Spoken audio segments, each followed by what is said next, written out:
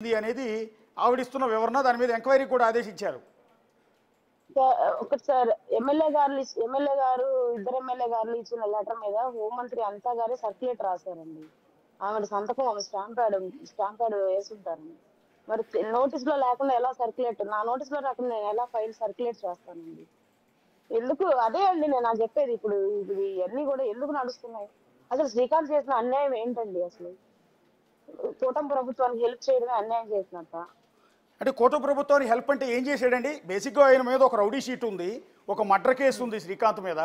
కూటమి ప్రభుత్వానికి లేకపోతే తెలుగుదేశం పార్టీకి ఆయన ఏం చేశాడు అంటే, నాకు అర్థం కాని విషయం. అంటే జనాలందరికి వచ్చే డౌట్ అడుగుతున్నాను నేను. జగదీష్ పార్టీ చేంజ్ అయిపోయాడండి. అప్పుడు చాలా మందితో, అంటే దాదాపుగా ఒక 1000 మందితో ఆ అబ్బాయి పార్టీ చేంజ్ అయిపోయాడండి. పార్టీ ఏమయ్యాడండి? తెలుగుదేశంలోంచి వైసీపీలోకి వెళ్ళిపోయాడు. ఆదాల ప్రభాకర్ రెడ్డి సమక్షంలో 1000 మందితో జాయిన్ అయ్యాడండి అప్పుడు. Okay. Hello hello hello yeah ఈయన శ్రీకాంత్ 1000 మందితో ఆదాల ప్రభాకర్ రెడ్డి గారి సమక్షంలో వైసీపీలో చేరారు. జగదీష్ చేరారు. Okay okay. ఆదాల ప్రభాకర్ రెడ్డి సమక్షంలో చేరాడు. ఓకే. చేరిన అతన్ని ఎలక్షన్స్ ముందో తర్వాత ఏదైతే ఉన్నాడో రిటర్న్ రావాలన్న ప్రాసెస్ లో నాకు శ్రీకాంత్ హెల్ప్ చేయాలని ఒక నాయకుడు జైలు దగ్గరికి వెళ్ళి ములాఖాత్ పెట్టి అడిగిన వెంటనే శ్రీకాంత్ పంపించాడు. ఓకే. నేను చెప్తున్నానండి, నేను బల్ల బుద్ధి చెప్తున్నాను అందరికి, ఛానల్స్ వాళ్ళకి, పత్రికల వాళ్ళందరూ చెప్తున్నాను.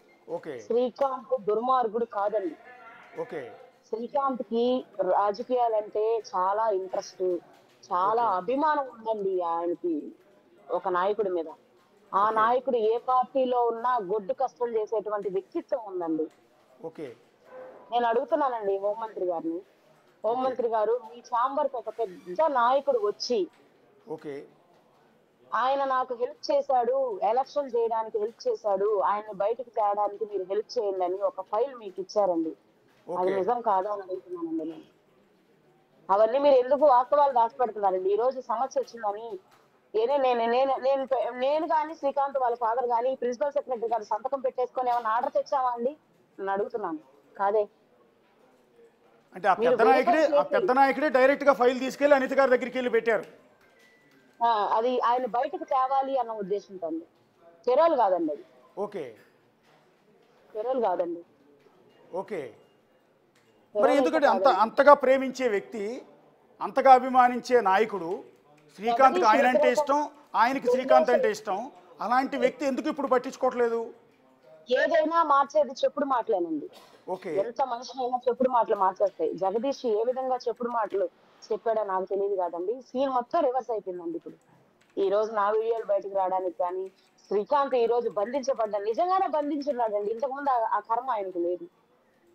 ఒక అతను ఎవరో మధుసూదన ఎవరో ఒక అతను ఏదో పెట్టాడండి ఒక ఛానల్ లో మధ్యాహ్నం. పొద్దున్న నేను యూట్యూబ్ లో చూసాను నిద్రలో. ఇంకా ఆయన అన్నాడు వ్యవస్థలు నిర్వీర్యం అయిపోయాయి, ఆ అమ్మాయి బయట వేసిందని. వ్యవస్థలు అనేవి ఎక్కడ బాగున్నాయండి? ఎక్కడ బాగున్నాయి వ్యవస్థలు? చెప్పండి. వ్యవస్థ బాగుంటే ఇంటెలిజెన్స్ వాళ్ళకి ఈ నిజాలు తెలియదా? ఈ నిజాలు ఎందుకు మీరు సీఎం గారికి పంపించడం లేదని నేను క్వశ్చన్ చేస్తా ఉన్నానండి. ఈ విషయాలు తెలియదా? ఆయన ఎవరి కోసం పాకులాడతాడు, ఆయన ఎవరి కోసం బ్రతుకుతున్నాడు, ఆయన ఎవరి కోసం జైల్లో ఉన్నాడు, ఆయన ఎవరి కోసం ఊపిరి పీల్చుకుంటున్నాడు, ఆయన దైవం ఎవరు, ఆయన ఎవరి కోసం ఉన్నాడు అనే వాస్తవం ఇంటెలిజెన్స్ వాళ్ళకి తెలియదా? వాళ్ళు ఎందుకు సీఎం గారికి నివేదిక పంపించలేదు? సీఎం గారు చంద్రబాబు నాయుడు గారు ఆయన అడ్మినిస్ట్రేషన్ కానీ ఆయన ప్రభుత్వాన్ని నడిపించే సమర్థవంతంగా ఉంటారని మా ఫాదర్ చెప్తా ఉంటారండి. నన్ను సీఎం చంద్రబాబు నాయుడు గారు నిజమైన నివేదిక తెప్పించుకుంటే కష్టపడ్డ పాత టీడీపీ కార్యకర్త శ్రీకాంత్ బాధ మీకు తెలుస్తుందండి. ఈయన జైలుకి వెళ్ళటానికి కూడా కారణం ఆయన నమ్ముకున్న, మీరు చెప్తున్న పెద్ద నాయకుడి కోసమే జైలుకి వెళ్ళారండి? కాదండి. కాదండి. అది జైలుకి వెళ్ళిన ఆయన తీనా పేపర్స్ లో ఉన్నాడు కాబట్టి ఆయన్ని ఫస్ట్ ఎఫ్ఐఆర్ లో పేరు చేర్చకుండా తర్వాత ఛార్జ్ షీట్ లో చేర్చి ఆయనకి ఇద్దరు శ్రీకాంతులండి ఇందులో. A2 శ్రీకాంత్ చనిపోవడం వల్ల ఈయన హైలైట్ అయ్యాడు, శిక్ష చేసేసారు. అది కోర్టులు నిర్ణయించారు, మనం దానికి ఏం చేయలేమండి. ఈయన A3 అండి. నేనేం పొడవలేదు, నరకలేదు, చంపలేదండి. కొట్లాట మధ్యలో చనిపోయినటువంటి వ్యక్తికి శిక్ష పడ్డదండి. మరి ఆయన అప్పీల్కి హైకోర్టుకి వెళ్ళాడండి, తర్వాత సుప్రీంకోర్టుకి కూడా వెళ్ళాడండి. అసలు మామూలుగా నేను చూసినంత వరకు అప్పీల్కి వెళ్తే హైకోర్టులో శిక్ష తగ్గించబడుతుందండి. అవునండి. మరి A3కి ఎందుకు శిక్ష తగ్గించబడలేదు, అక్కడ ఏం జరిగిందో నాకు తెలియదండి.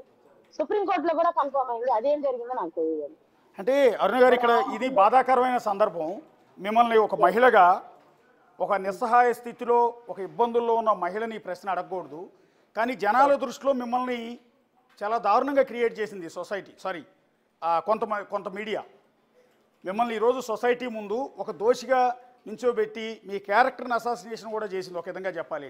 అందులో భాగం ఏంటంటే